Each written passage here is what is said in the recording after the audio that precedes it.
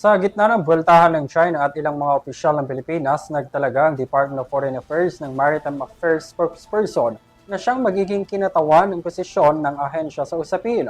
Samantala sa kabila ng mga batikos, malinaw para kay PCG spokesperson for the West Philippine Sea Commodore J. Tariela ang kanyang responsibilidad na tumindig para sa ipinaglalabang teritoryo ng Pilipinas. Alamin ang kabuuan ng balita mula kay Alvin Pelobello.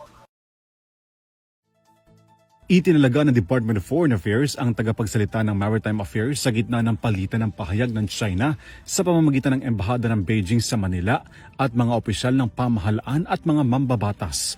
Mayroong background sa maritime expertise si Assistant Secretary Rogelio Villanueva Jr.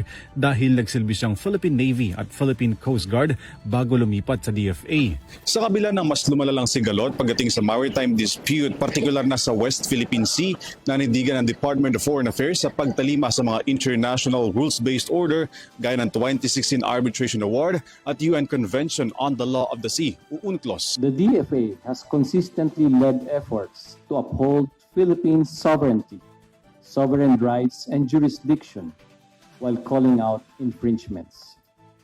From promoting the 2016 South China Sea Arbitral Award to issuing comprehensive protests against illegal activities in our maritime domain, to delivering direct statements at the highest international levels against rule of law violations.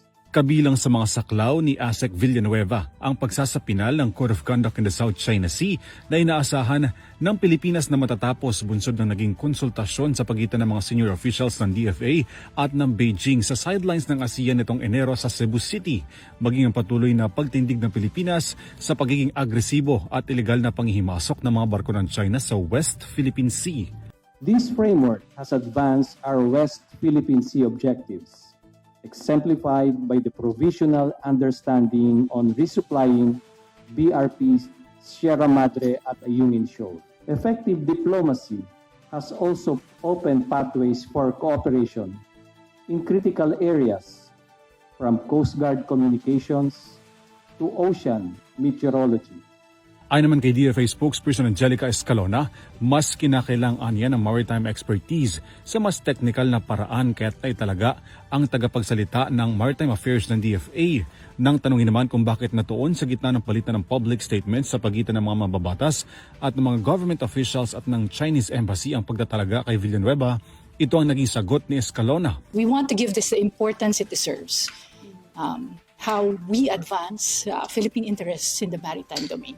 So, mas technical siya compared to me. So, mas mabuti siguro na meron tayong spokesperson. So, technical expertise. Yes. Samantala nanindigan naman si PCG spokesperson for the West Philippine Sea Commodore J. Tariela sa kanyang tungkulin na tumindig sa karapatan ng Pilipinas sa pinag-aagawang teritoryo.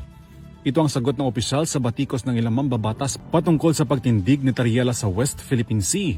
Hamon ni Tariela sa mga mambabatas na bumabatikos sa kanya, sumama sila sa Maritime Domain Awareness ng PCG sa Pag-asa Island.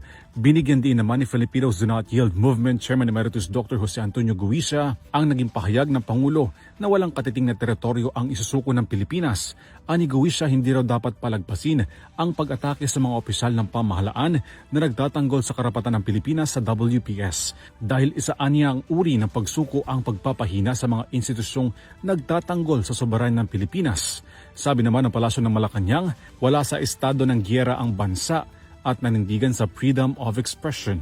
Wala po tayo sa estado ng actual state of war. Wala pong anumang bahagi ng teritoryo natin o anumang interes ang iso-surrender sa anumang foreign power. Para sa Euro TV News, Alvin Pelobello, sumasaludo sa bawat Pilipino.